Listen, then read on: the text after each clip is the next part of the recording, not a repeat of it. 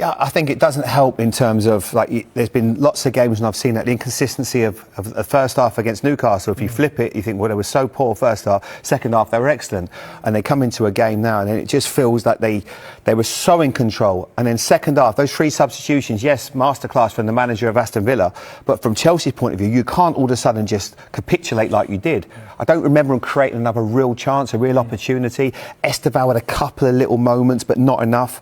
And that isn't ever really going to get you in a position where you're going to be winning, or competing for titles. And of late, things have just gone the other way, and it's not. There's no real confidence or belief in the team. Yeah, you feel as though there's a real lack of know-how in games. Like earlier in the season, where they performed so well against Barcelona in the Champions League and Arsenal, then they go to Leeds and try and play the same way. You're away at Leeds, you can't do that. And it's the same again today.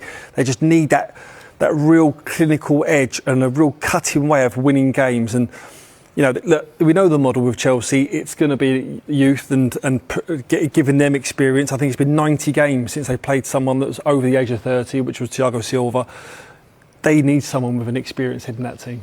They have been in such good form. They've won their last 10 games in all competitions. Just how impressive have they been? Absolutely incredible, Pete, especially when you think the start they had to the season. Couldn't score a goal. Obviously, players, they were talking about not enough introductions into the team, and you look at what they've done since then. It's just been absolutely phenomenal. If they've had a decent start, they'd be top of the league right now. That's how good this run has been, and you can just see all those greens. That is what you want.